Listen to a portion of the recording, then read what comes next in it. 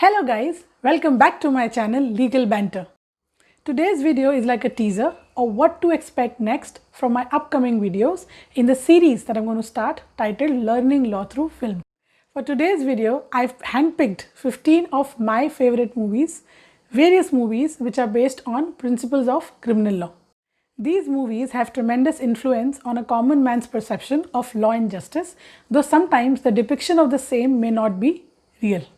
Though I will be making a detailed video on all of these movies when I club them under different heads of criminal law, where I will discuss these movies in more elaborate manner. But for anybody who's running short of time, you can view this video, which will act as a ready reckoner. So let's begin this cinematic roller coaster. The first movie on the list is a movie titled Kanun. This movie was made in 1960 and starred the late Rajendra Kumar and the late Ashok Kumar in pivotal roles as a defense lawyer and a judge.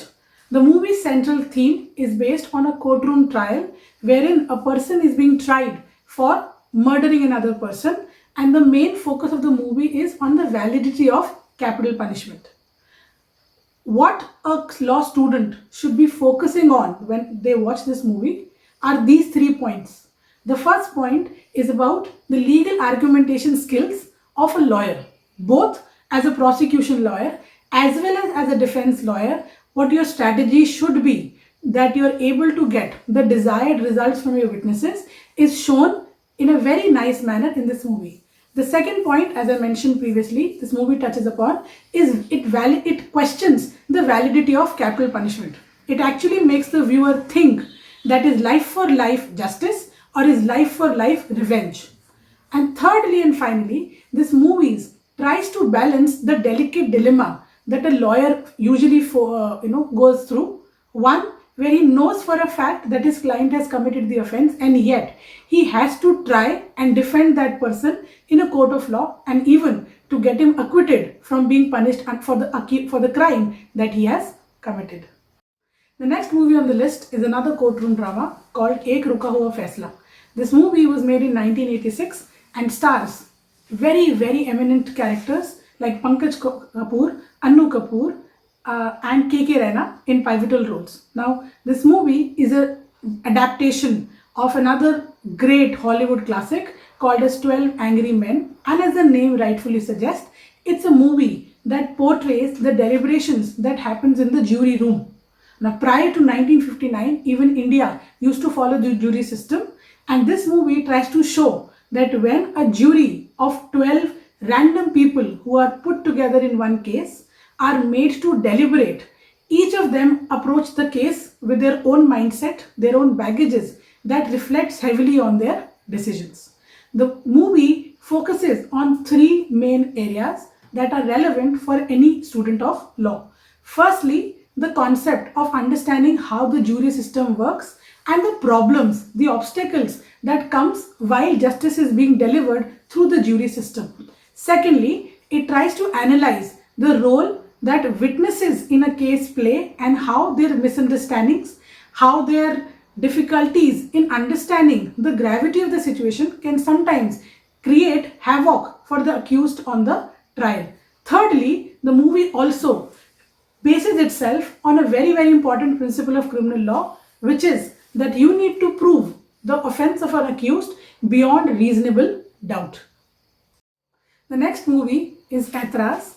This movie was made in 2004 and it stars Akshay Kumar and Kareena Kapoor in central characters. Now, this movie, for the major part of it, it depicts a courtroom drama where a man has been accused of committing an act of rape against a woman.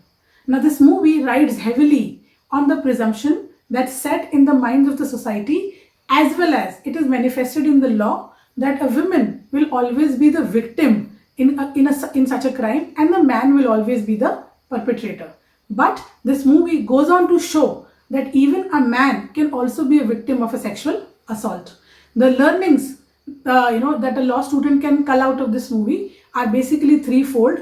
The first and the foremost is on the evidence law. Now, within the Indian Evidence Act, we have provisions which are based on presumptions. Now, these go on from section 112 to 114, which say that usually the burden of proving lies on the petitioner, but in cases where the offense has been committed against a woman, the burden lies on the defendant. So in cases of rape or any other forms of aggravated sexual assault, the defendant has to prove that he did not commit the crime, rather than the petitioner having to prove that she in fact was harmed. The second point that is relevant for a law student is how Section 375 only considers man to be the perpetrator and women to be the victim, because that's how the provision defines the offense of rape. It says that when a man commits an act of sexual intercourse with a woman, without her will, against her consent. So it starts out with this mindset that when a man commits something against a woman, it lays out that only man can be the perpetrator and women will always be the victim. The third point that you can focus on as a law student is the art of cross-examination. Though this movie is a bit of a stretch and it glamorizes the trial parts in most scenarios, but still it could be a good starting point for any law student when they're trying to grasp on how a cross-examination of a witness should be conducted in a court. The next movie in my list is another popular Bollywood movie called as Shaurya. Now this movie was made in 2008 and it stars Rahul Bose, K.K. Menon and Deepak Dobriyal in central characters. Now this movie is about the court-martial of an army officer who is a Muslim by religion, who is being accused, and then he is therefore being tried for killing one of his commanding officers, one of his senior officers. Now this movie for a law student has a lot of things to consider. Probably not so much so a typical law student, but yes, anybody who's interested in understanding the military law, this movie acts as a very good medium to understand, because this movie explores a very unexplored area of criminal law, which is the court-martial process. This movie tries to show that how the matter in a court-martial goes on as compared to that of an ordinary trial court. So this gives you a glimpse into understanding the procedure of a court-martial. Secondly, it also pulls you towards the fact that you're not supposed to take things lying down on their face of it. You will have to prove, if you're trying to prove an act or an offense against an accused, you will have to prove that beyond reasonable doubt. And the third that this movie focuses on is the examination of witnesses. This movie shows the character played by Rahul Bose using some very unconventional methods of examining and then subsequently cross-examining his commanding officer played by K.K. Menon, which finally helps him in eliciting the truth from the officer. This movie is you can say it to be an adaptation of another Hollywood classic called as A Few Good Men, which stars Tom Cruise and Jack Nicholson. The next film is No One Killed Jessica. This movie was made in 2011 and stars Vidya Balan and Rani Mukherjee in their central characters. As the name rightfully suggests, this movie is a biographical legal drama that's based on the real-life Jessica Lal murder case that happened in 1999. This movie follows the trials and the tribulations of the deceased family in trying to get justice, where they are helped by this reporter played by Rani Mukherjee in their quest.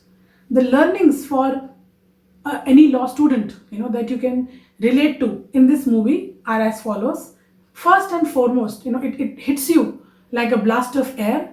India does not have a program for witness protection in place, and how altering witnesses' testimony, coercing witnesses to change their testimony owing to political or other kinds of pressure, how that acts as a big travesty for justice is what the movie highlights. This actually happened in the real case, so you can relate to that. Secondly, it also brings to the core the problem of access to justice. It shows that if you are a politically connected person, if your father is a high profile politician, then you have the capability of being able to evade justice even when there were hundreds of people who saw you committing a heinous crime, and how this affects a common man's access to justice.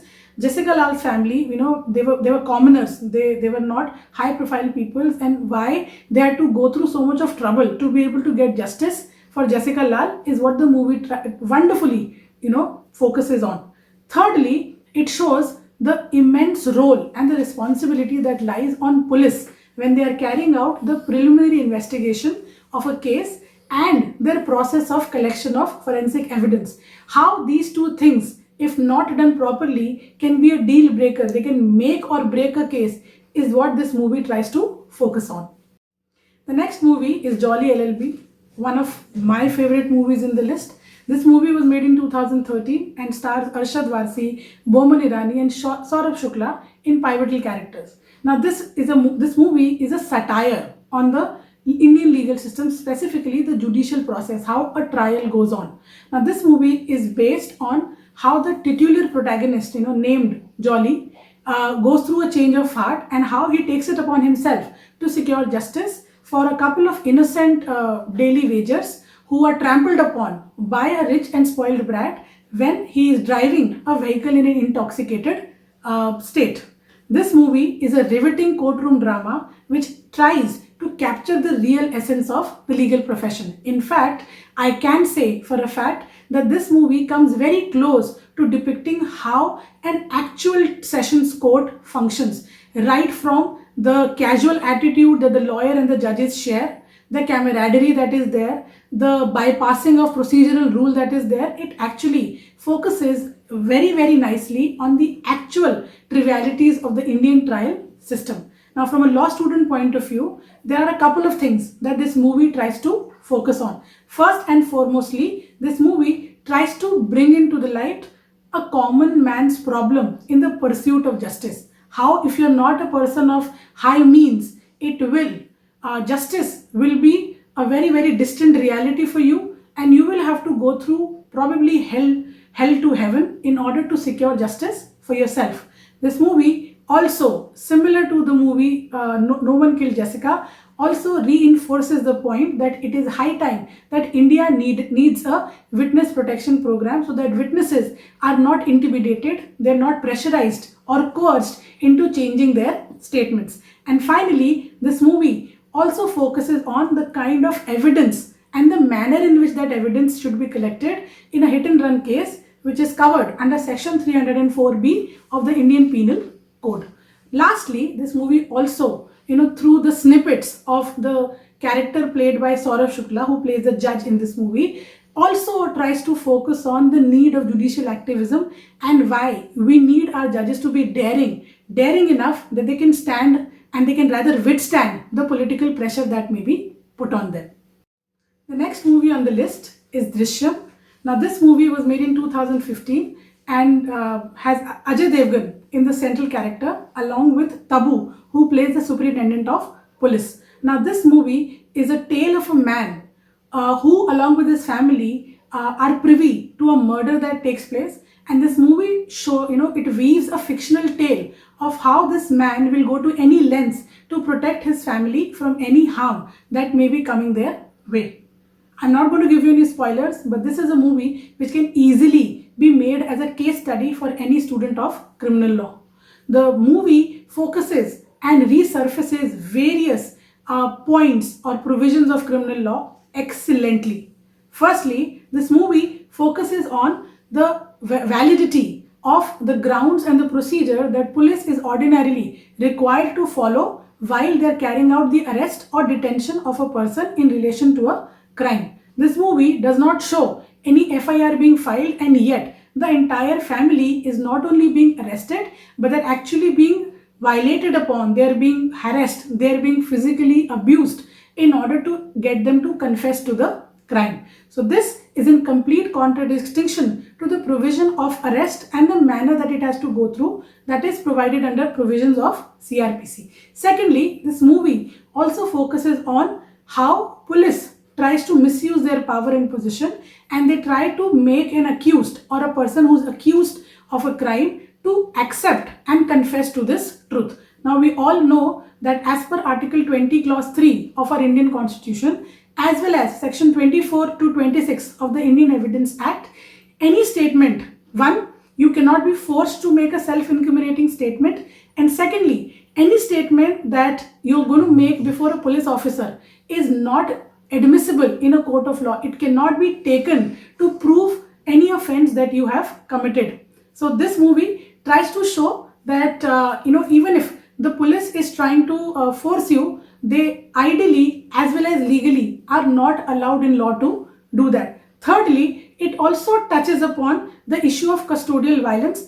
I especially was disturbed by the fact that how not only the majors of the family, the guy, his wife and their daughter, as well as their minor daughter is also apprehended in police custody, and the police officer has absolutely no qualms about exerting force, physical force on that little girl so that he can intimidate her. And finally, under that intimidation, she breaks down and she accepts what she saw her family doing. It also focuses on the issue of self-defense and how that can be considered as a defense for murder. Now, Section 300 of the Indian Penal Code lays down the provision of murder, and one of the exceptions that allows you is going to be the provision of self-defense. This movie, not as a part of the trial, but you can as a law student discuss the viability of what the mother did in order to save her daughter. Will that count as murder, or will that count as culpable homicide not amounting to murder?